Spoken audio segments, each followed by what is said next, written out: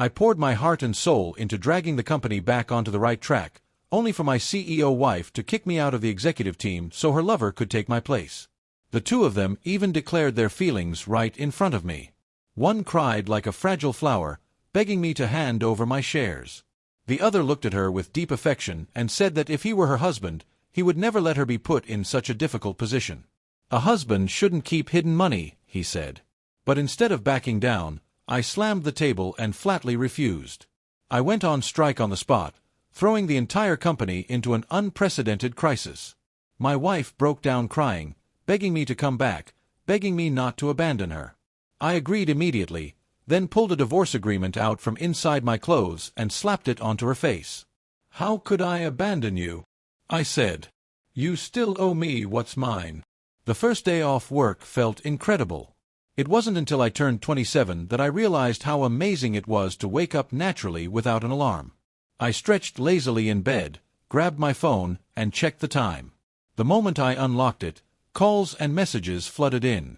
I casually picked one up, and the general manager's annoyed voice came through. "George, why haven't you been coming to work? The client proposal is due tomorrow, and no one's handling it. Everyone's panicking." I rolled over, adjusted my position, and replied slowly, "Manager, we just had the annual meeting a few days ago. The boss personally gave me time off. I already handed over all my work. Just talk to Makoto about it." The general manager hesitated, stuttering. "Makoto, he's still in the adjustment phase." I scoffed. "Then it looks like you'll need to help him more." "All right, I'm hanging up." Before he could say anything else, I ended the call, tossed the phone aside, and pulled the blanket over myself. It was only 9 in the morning, plenty of time for another nap. As for how chaotic the company was, what did that have to do with me? I was just an ordinary employee on approved leave. Before I could drift off again, loud banging echoed at the door. "George, come out here." That voice instantly ruined my mood. I opened the door irritably. "What's the matter?" Willow stood there with her hands on her hips, jabbing a finger into my chest. "Seriously? Just because you lost the promotion and year-end bonus, you're making a scene like this? The company is already a mess. Can't you finish your handover properly and help out a bit?" I lowered my head, scratched my ear, and muttered, "I think I've just been mentally assaulted. I need another nap to recharge." Then I slammed the door shut and locked it. Willow stood there stunned. From outside, she shouted, "George, if you keep this up, we're getting a divorce." I was speechless. Why did she always threaten me with that? I pinched the bridge of my nose, leaned against the door, and sneered. "Fine. Let's divorce. We'll go to the Civil Affairs Bureau tomorrow. Whoever doesn't go is a son of a bitch." Her voice dropped instantly. When the hard approach failed, she switched tactics. "Darling, I'm sorry. I was just anxious earlier. But the company is really in chaos right now. Can you help me? The New Year's coming soon. We can go skiing afterward, okay? Didn't you say you wanted to take me to experience something different?" Her soft tone made my thoughts drift. Willow, my boss and my wife. Honestly, with my abilities, joining a Fortune 500 company or starting my own business would have been easy. But because we'd been together since school days and walked down the aisle together, I turned down a 7-figure salary to join her family business. They called it a family company, but it was really just a construction firm passed down from her grandfather. By the time it reached Willow, it was already in trouble, filled with useless relatives who knew nothing. My aggressive reforms and desperate investment negotiations saved it. Willow gave me 5% of the shares and kept me as team leader for 5 years. Once things stabilized, I stayed busy non-stop. Willow, unable to bear the loneliness, found herself a pretty boy she claimed was a student she was supporting. Just last week, she brought him into the company and made him team leader, replacing me. The promise she made to promote me to deputy general manager vanished. The most ridiculous part was that she worried I'd clash with him, so she told me to take a break at home. That's why I lay down and relaxed. Of course, that pretty boy had no real ability. He made a mess, and I ended up cleaning it up anyway. I did the work, and he took the credit. It was laughable. I used to love Willow and willingly gave her everything. Then I hesitated to give up my shares because I didn't want to lose 5 years of hard work. Now I didn't want her, and I didn't want the company either. I wanted to see how long they could survive without me. Eventually, I returned to the company. The moment I stepped inside, employees surrounded me. "George, the client wants to discuss the proposal." "George, the tenue data is wrong." "George, the design draft needs revision." "George, the annual report is out." I raised my hands. "Stop. Stop. Don't crowd me." They kept pushing until I was pressed against the glass door. I snapped, "Can't you understand simple words? Stop crowding." I pointed at them one by one. "The meeting's already scheduled. Go without me. Verifying data isn't hard. Do it yourself. Didn't you hear the handover? Go find Makoto." They lowered their heads in silence. Someone handed me water and said nervously, "George, I just delivered a form. You can't scold me." I chuckled, patted his shoulder, and walked into the office. Everyone stepped aside, except Makoto. He'd already made coffee. "George, you're here. Sit and rest." I raised my plastic cup. "I'll drink this." "Don't thank me. I already told Willow, I'm just supervising. I won't do your work." I sat down and played games. After an hour, he couldn't stand it. "George, could you look at this proposal?" I skimmed it and smiled. "Garbage. Scatter rice on a keyboard and even a chicken could do better. A $500K materials budget and you quote $200K. Are you planning to pocket the rest?" My sarcasm echoed all day. Eventually, Makoto broke down crying and ran out. He returned with Willow. She frowned. "George, he's inexperienced. Isn't it your job as his senior to guide him? You're a shareholder too. If this delays, you lose dividends." Makoto hid behind her, peeking at me. I asked impatiently, "So what do you want?" She offered 2 options: help Makoto fully, or give up my shares and take a fixed salary. I stood and clapped. Impressive imagination. "Willow, you said the shares meant we were one in love and business. Now you're teaming up with someone else." She snapped, "This is my company." Makoto added, "If I were her husband, I'd give her the shares." I laughed. "I'll sell my shares, but the marriage ends." They whispered. Willow returned with a soft tone, telling me to rest and join a new department. I walked out and said, "Check the table." It was a resignation letter and divorce agreement. At home, I packed and got a call from a client offering me a manager position. After hanging up, I headed for the high-speed rail. Willow never knew my family was actually wealthy, comfortably top 3 in the province. I fell for Willow at first sight and pushed aside the marriage my family had arranged for me. My father was so furious that he nearly cut ties with me. I was stubborn.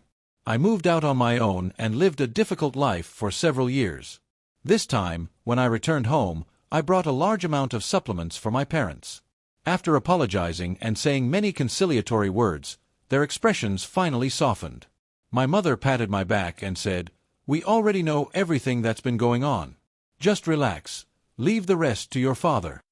My father still looked dissatisfied as he said, "How did you end up like this? You let them walk all over you." I shrugged. "I'm not going to fight over something like that." He snorted. "Since she's made her choice, she should bear the consequences, good or bad." After reconciling with them, I packed my suitcase again and left. This time, I went north and hired a ski instructor. Willow had actually been right about one thing. I had wanted to go skiing for a long time. But I could ski alone.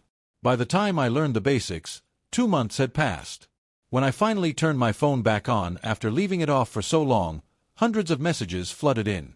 The most recent one was a voice message from Willow. "George, I know I was wrong. Can you come back so we can talk?" I quickly skimmed through her messages. At first, they were full of accusations. "The company is at a critical stage. How can you leave without saying anything? George, you've really changed. You're not even coming home anymore. If you have the guts, don't come back." Then came confusion. Why are all the major clients canceling their orders? Did you say something behind my back? George, why do you have to make things so difficult? Finally, there was pleading. It's not what you think between Makoto and me. We've been together for 7 years. Why don't you trust me? I really can't live without you. George, I know I was wrong. Can you come back so we can talk? Willow probably never realized how easy she was to read. She wore her emotions openly. Everything she felt or wanted was written clearly on her face. My family had opposed my relationship with her because they investigated her background. The Liu family was enormous, spanning 2 or 3 dozen people across 3 generations. With so many mouths to feed and relying on a barely surviving company, Willow's childhood had been anything but easy. She was the only daughter, yet she had many cousins who stubbornly believed that the family inheritance should go to the men. Only her grandfathers prevented them from openly seizing the shares, so instead they targeted her, making her life miserable and hoping she would eventually disappear. When I learned about what she had gone through, my heart ached, and I vowed to clear every obstacle in her path. Back then, when I reformed the company, I offended many people and became disliked by both families. Yet Willow hid behind me, playing the role of the virtuous wife, the obedient, gentle spouse who listened to everything I said, constantly apologizing for me when I offended others and keeping herself spotless. I was blinded by what I thought was love, and it took me this long to finally see her for who she really was. But none of that mattered anymore. It was time for me to reclaim my life. I returned to my family's company. The first project I took over was a collaboration with Willow's company. I glanced at my father, who was leisurely making tea. He said calmly, "Aren't you and her still not finished with your business? I'm just giving you an opportunity." He was right. Willow and I weren't divorced yet. So 3 months later, I went back. The company had changed drastically. More than half the desks were empty. The front desk was staffed by a new face who smiled politely and asked what I needed. I told her I was there to discuss the collaboration with Willow and that we had an appointment. Her smile immediately stiffened. "Boss Liu isn't in right now." I raised an eyebrow. "Not in? I came all this way, and now she's avoiding me." The receptionist bowed apologetically. "I'm sorry, I'm not sure. She left half an hour ago and hasn't returned. Would you like to wait? I can get you some coffee." Curious about what Willow was doing, I agreed. Soon, someone approached me and said, "George, are you coming back to work here?" I looked up. It was the same person who had handed me water before. I couldn't quite recall his name. He smiled and said, "You can call me David." "Ah, David," I said. Glancing around, I added, "A lot of desks are empty. You haven't left." David tugged at his badge and gave a bitter smile. "Too many people quit. I'm just an intern, but somehow I ended up as team leader." Since Willow still hadn't returned, I invited David to sit and asked what had happened over the past few months. Seeing my curiosity, he seized the chance to vent and immediately started pouring everything out. After I left, Makoto's flaws quickly surfaced. He got close to Willow because of his looks and smooth talk, not his abilities. Within the first week, he failed to secure 3 deals, including one with a long-term client. Although I knew Mr. Chan had torn up the contract because of me, it didn't stop rumors from spreading. Employees never liked outsiders. When I was around, mistakes were always cleaned up.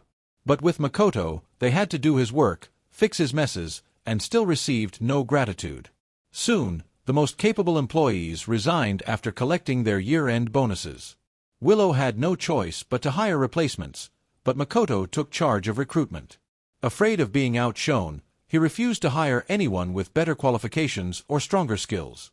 In the end, they recruited a group of sycophants who were utterly useless. It wasn't a case of 3 cobblers equaling zhuge liang. They couldn't even handle the workload I used to manage alone. With major clients leaving and poor hiring decisions piling up, the company's financial pressure only worsened. That was when Willow finally realized my value and tried to bring me back, but she couldn't reach me. She grew dissatisfied with Makoto and ignored him for several days. Later, no one knew what sweet words he used, but she forgave him, and they even flaunted their relationship openly at the company. The remaining employees flattered them, calling them a perfect match.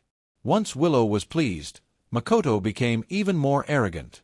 Whenever he disliked someone, he framed them behind the scenes and twisted the story to Willow. She, emotional as ever, would fire them without hesitation. He thought this proved his authority within the Lu Group, never realizing how much the company had already lost just dealing with N+1 compensation liabilities. Things escalated further that day. Makoto fell down the stairs. Though it was only a few steps, he insisted on being hospitalized. Even with a client meeting scheduled that afternoon, Willow accompanied him. By the time David finished his shift, Willow finally returned. 3 months had passed, and she looked noticeably worn down. Fine lines had appeared on her face. When she saw me, her eyes widened before she rushed over, smiling.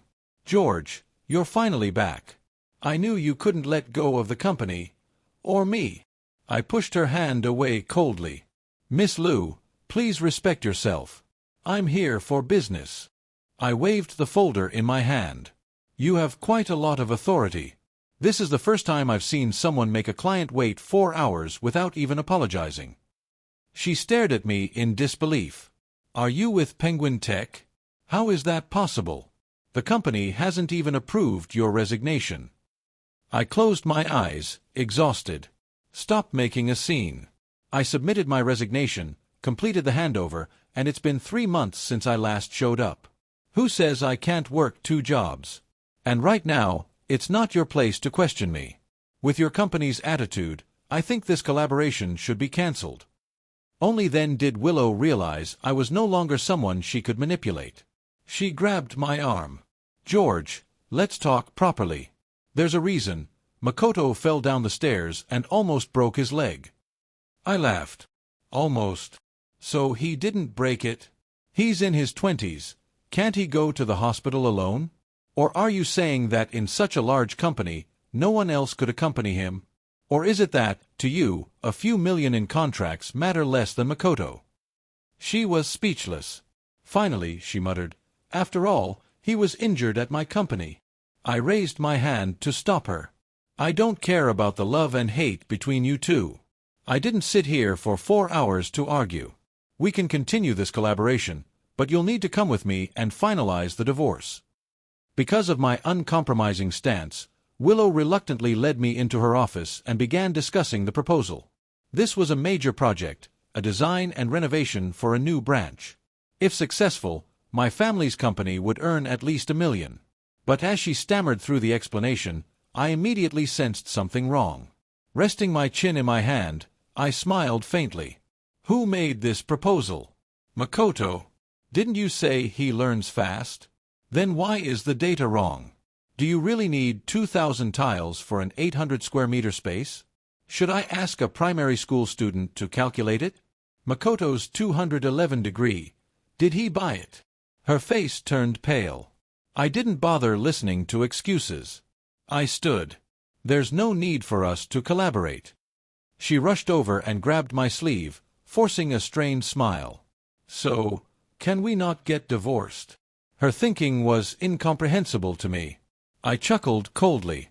"Didn't you say work and family should be separate? Why can't you decide now?" No one in the company knew Willow and I were married. She didn't want people thinking we relied on nepotism, so I hid our marriage certificate for 5 years. As responsibilities grew and time together shrank, even though we shared a home, our feelings faded.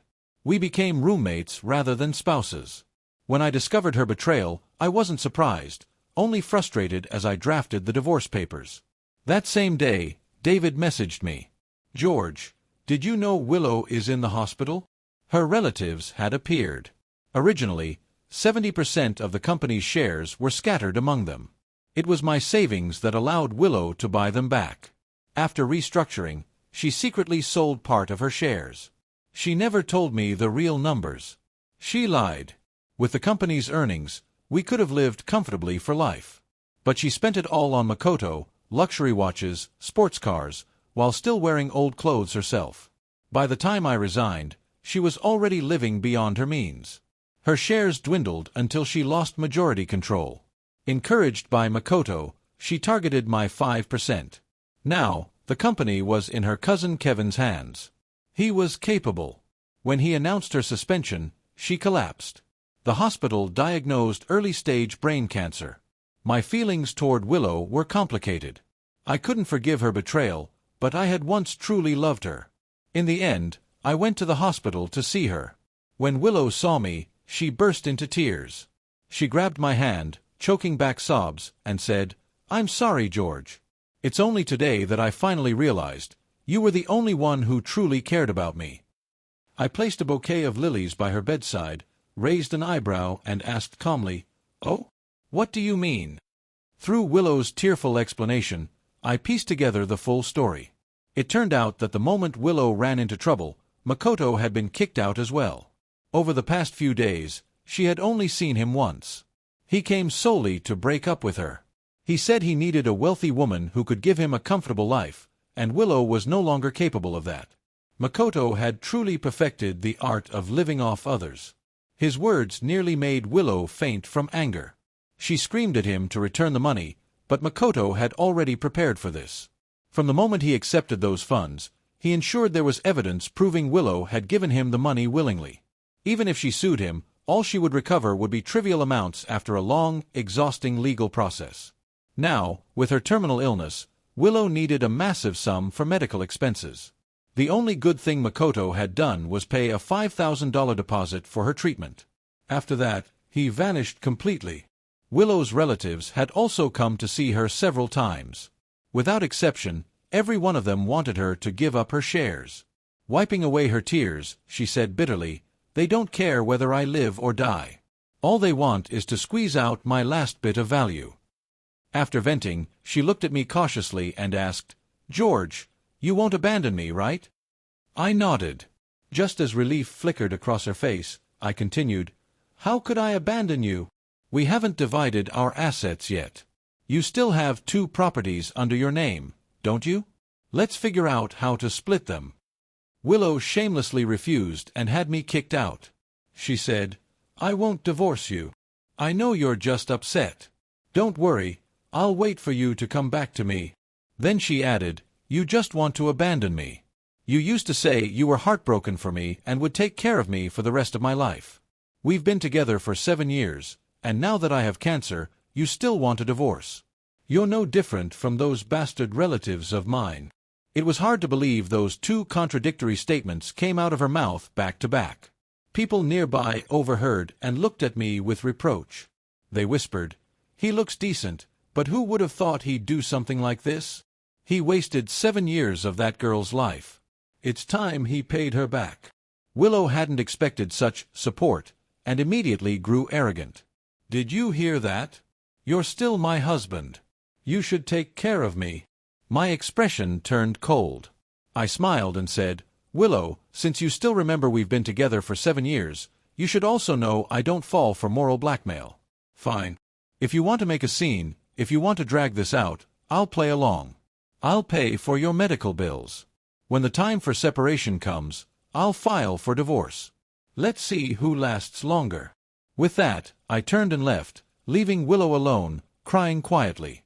The next day, the internet exploded with insults directed at me. Someone had secretly recorded our conversation and edited it to make me look like a heartless scumbag, weaving a narrative around it. Netizens were instantly enraged, accusing me of being irresponsible. Because my face wasn't blurred, my name, address, and phone number were quickly exposed. My phone was flooded with vicious messages and calls, the words so obscene they practically needed censorship. I glanced at the screen and turned the phone off. I couldn't help laughing. I didn't rely on just one phone, and I owned several houses. Trying to crush me with online harassment was still far too naive. My mother called and asked, "What's going on with all that stuff online? Do you need me to help cool things down?" I refused.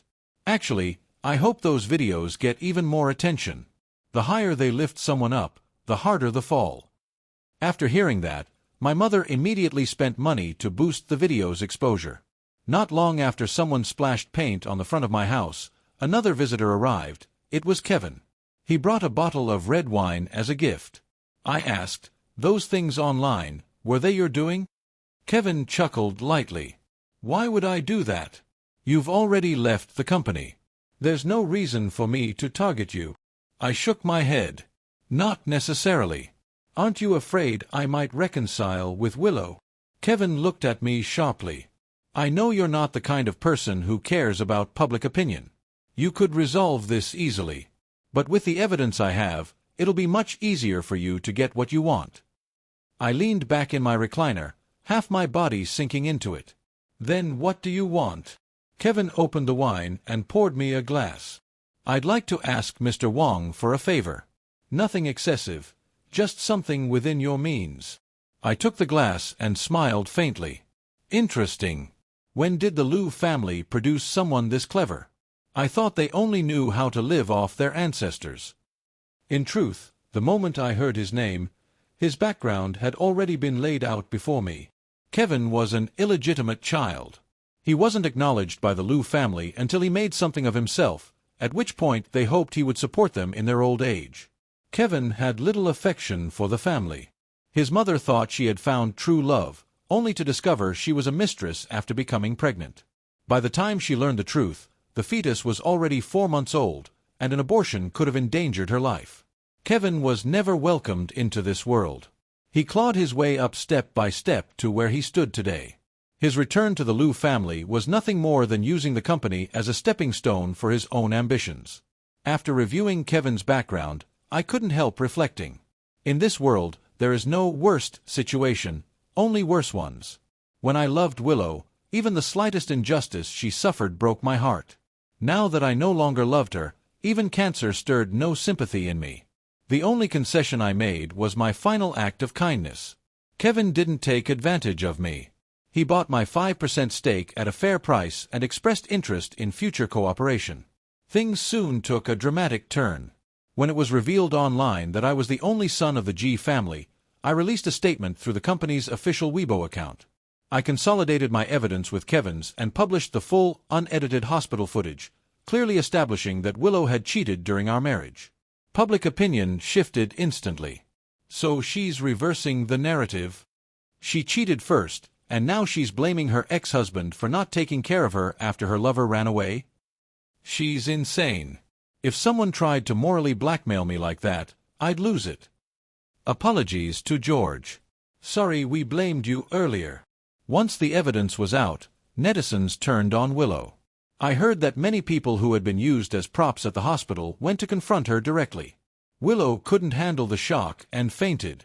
When she regained consciousness, the tumor had progressed further. Doctors warned that without immediate surgery, it could press on her optic nerve and cause blindness. Her surgery was scheduled for the following week. Terrified, she reached out to me again. Just stay with me through the surgery. After that, I'll agree to divorce you. I agreed.